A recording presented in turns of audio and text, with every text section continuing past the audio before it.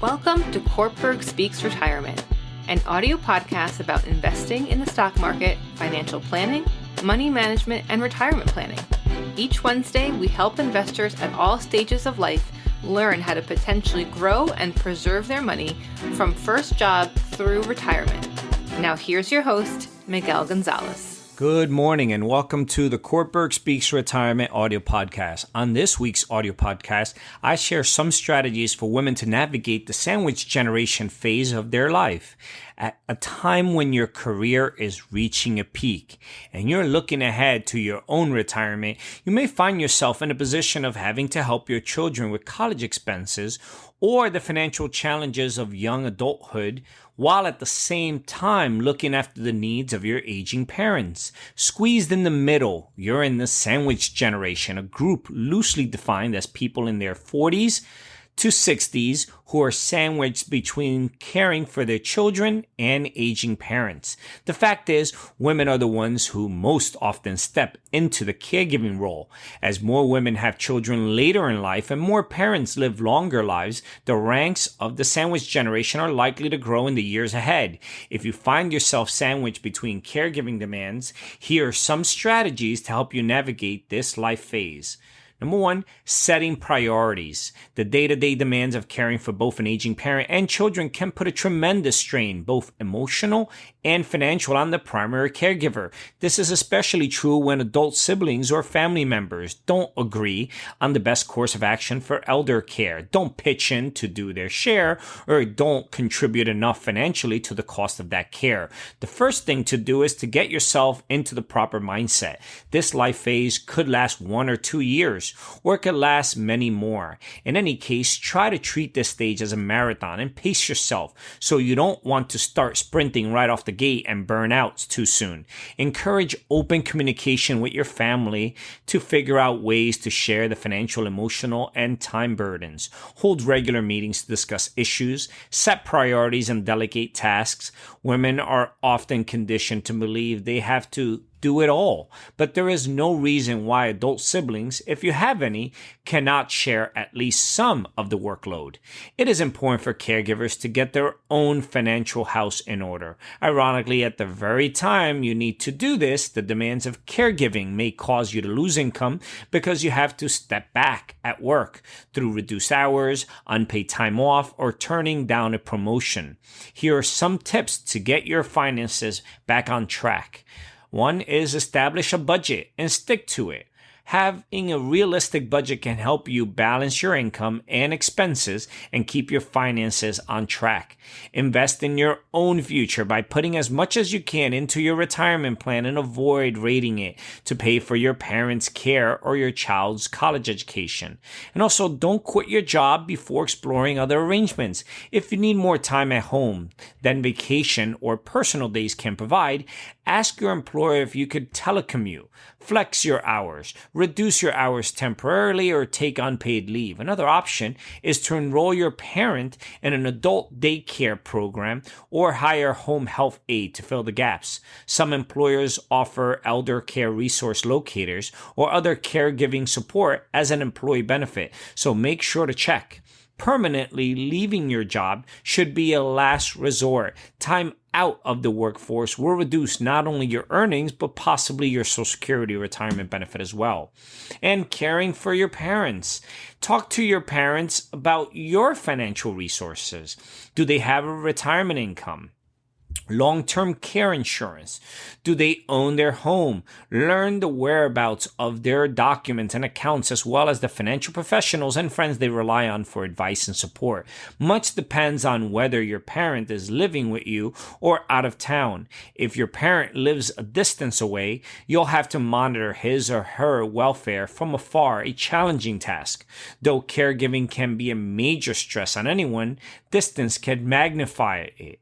Daily phone calls or video chats might not be enough, and traveling to your parents' home can be expensive and difficult to manage with your work and family responsibilities.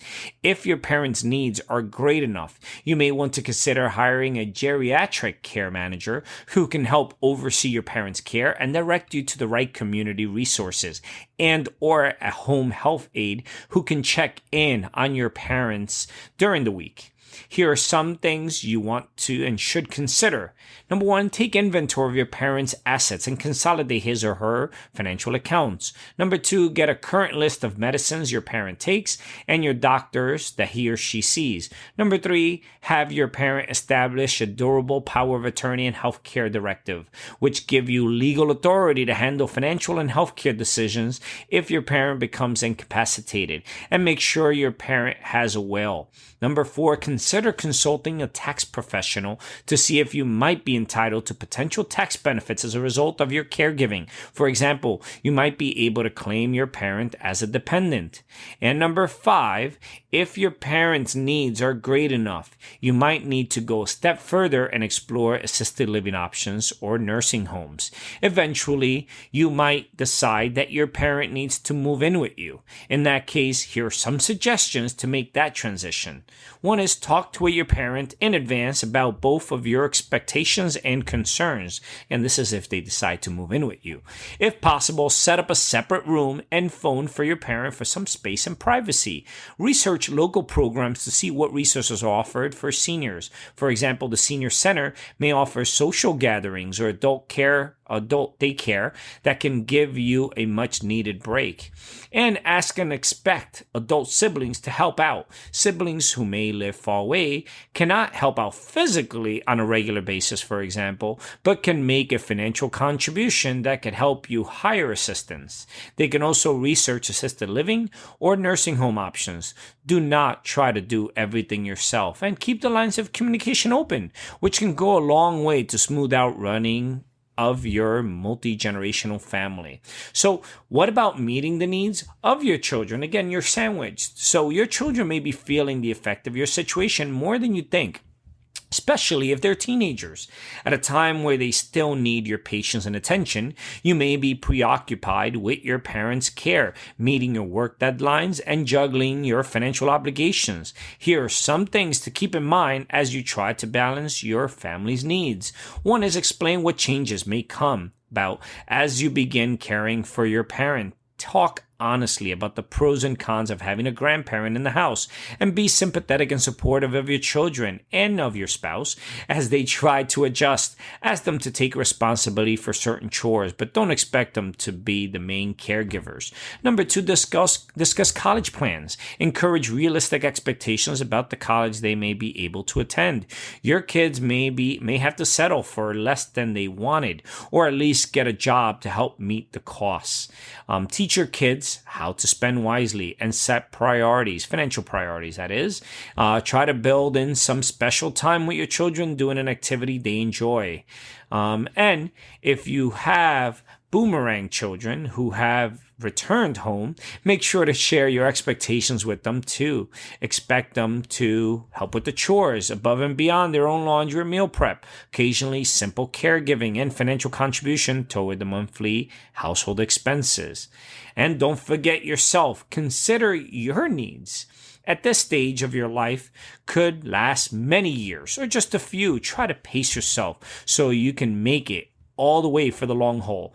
As much as you can, try to take and get adequate sleep, eat nutritiously, and exercise, all things that will increase your ability to cope. Do not feel guilty about taking time for yourself when you need it, whether it's a couple of hours holed up with a book, or out to the movies, or longer weekend getaway. When you put your needs first occasionally and look after yourself, you will be in a much better position to care for those around you.